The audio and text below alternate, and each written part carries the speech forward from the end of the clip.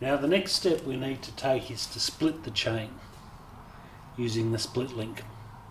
Some chains don't have a split link, most chains do. Some of them actually have a link that's specially designed to be used with a chain breaking tool, and you basically put the joining link on that together and then you rivet it so it doesn't come off. This chain, however, and all the chains I prefer to use have split links. Much prefer them, they're so much easier. So there's a couple of different ways you can take a split link off.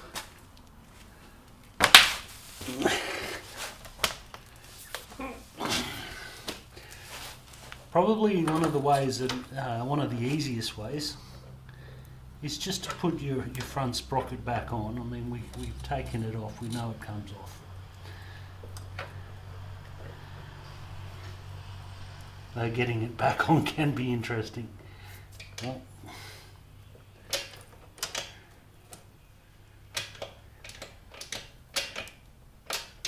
there we go, put it back in gear. Stop that from moving around while I try to put this little gem back on.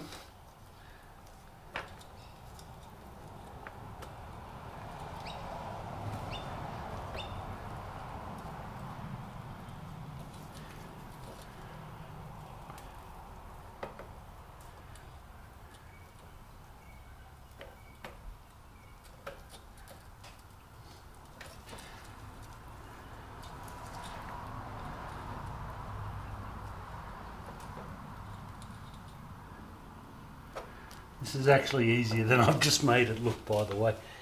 I just couldn't quite get the spline lined up properly.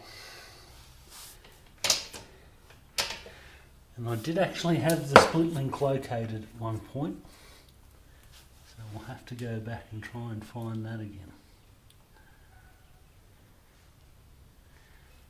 I don't think it's gone far. They never do. I mean, how far can it go? Be very careful doing this, because if your finger goes in between the chain and the sprocket, I guarantee you'll know all about it, and you will bleed profusely.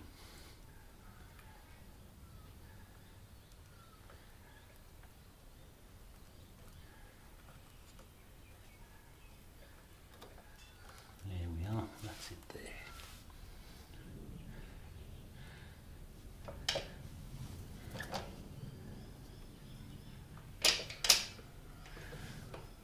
Big fan, you may have noticed, of putting the bike in gear to sort of save us a lot of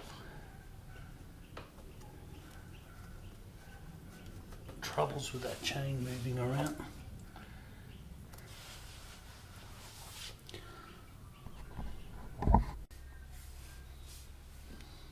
So this is a bit of an awkward shot for me, because I have to work around the camera. I've got it right in close so you guys can see what's going on. So what you have here is the split link.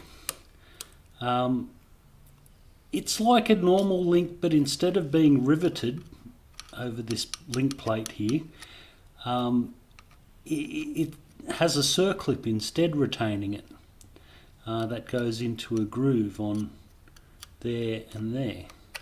So removing it is actually really quite easy. Mind you, if it's been on there a long time and it's stretched, that can be a bit difficult. So we'll see how this one goes. So they're usually fairly easy to remove. Mind you, sometimes they're not.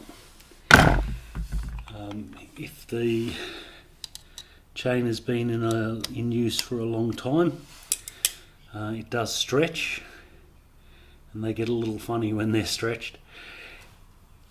So what I usually like to do, you can see that that circlip is closed at that end and open at that end. And what I like to do is open the back end, this end here, and sort of slide it forward. Now the circlip, you can't really see it there, but there is actually a hole there that will allow the circlip to then come off the chain link. So let's give it a go.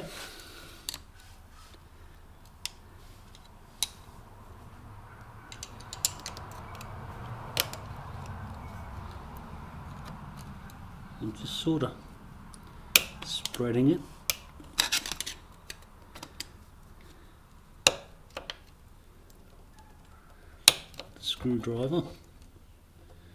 And of course it's the bottom link that's decided it's going. It's the the bottom of the circlip is the one that's moving. And I can't reach that because of the camera. So let's see if we can get the top one to move. There we go. That was something.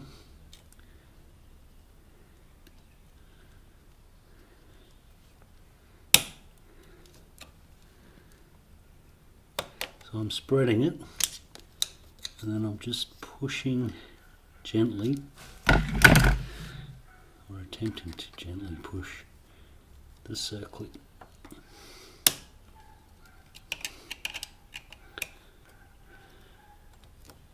Oh, that was good. I'll remember that for the next one. So there we go.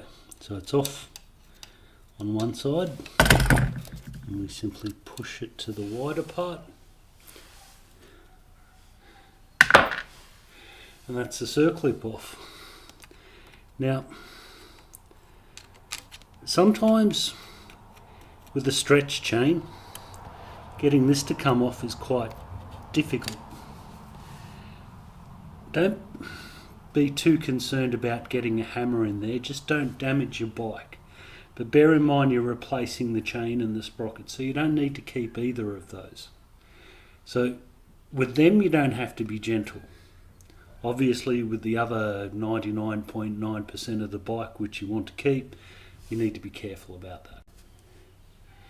But this guy has already moved, so I reckon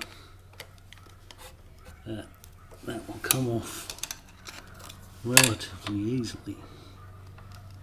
And it is. Ooh, that's nice.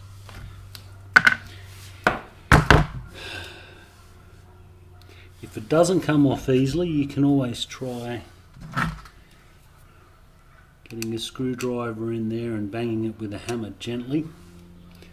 If it requires so much effort that the whole bike is shaking, consider an alternative like cutting the chain. If you're going to cut the chain somewhere on the back, well, when it's on the back sprocket is actually a pretty good place to do it. So getting back to this chain now, that split link will simply come out. And your chain will drop, and then of course you can take your sprocket off again and then move on to the next part, which is the back wheel. Too easy.